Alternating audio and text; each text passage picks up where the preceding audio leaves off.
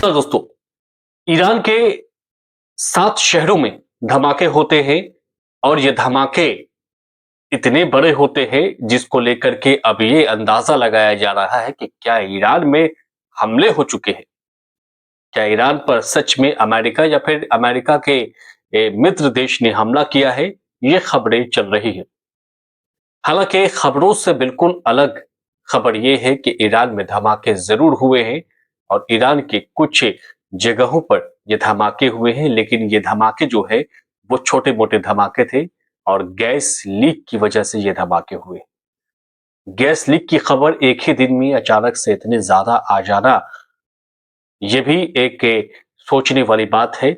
लेकिन ईरान सरकार और जो आधिकारिक न्यूज है अल जजीरा के मुताबिक जो है ये गैस लीक की खबर है ईरान के कई जगहों से। हम आपको बताते चलते हैं कि जो खबरें चल रही है उसमें ये है कि ईरान के 7 शहरों में धमाके हुए हैं, जिनमें राजधानी तेहरान, परंद, तबरीज, कोम, आवाज, नताज और बंदर अब्बास शामिल है, जहां पर विस्फोट हुए हैं।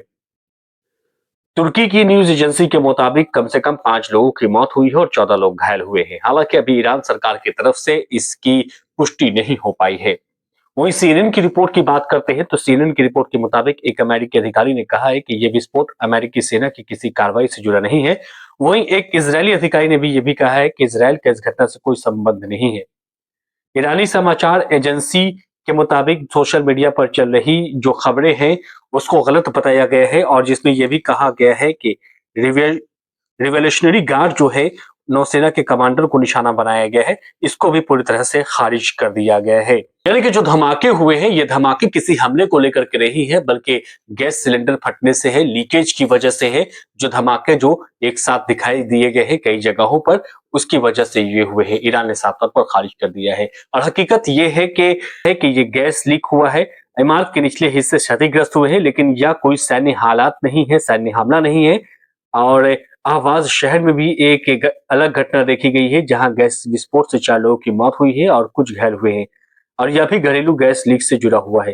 कुल मिलाकर कम से कम पूरी जो घटना हुई है, पूरे विस्फोट जो हुई है ईरान में, उसमें 5 लोगों की मौत हुई है और 15 लोग कम से कम घायल है। वहीं कुछ रिपोर्ट की अगर बात करें तो कुछ रिपोर्ट में 7 से 10 लोगों की मौत की खबर बताई जा रही है, लेकिन पूरी बात अगर कर लेते हैं तो मुख्य रूप से जो है 2-3 जगहों पर विस्फोट हुए हैं और ये ज्यादातर जो है घरेलू गैस लीक के मामले हैं, घरेलू गैस विस्फोट के मामले हैं और इसी की वजह से ये जो विस्फोट हुआ है। हालांकि जो लोग इस तरह की खबरें बना रहे थे कि ईरान पर हमला हुआ है और जो विस्फोट की खबरें जो दिखा रहे थे, उस चीज को लेकर के अब पुष्टि हो चुकी है और ये जो है घरेलू गैस विस्फोट की वजह से ये तस्वीरें जो है वो सामने आ रही थी।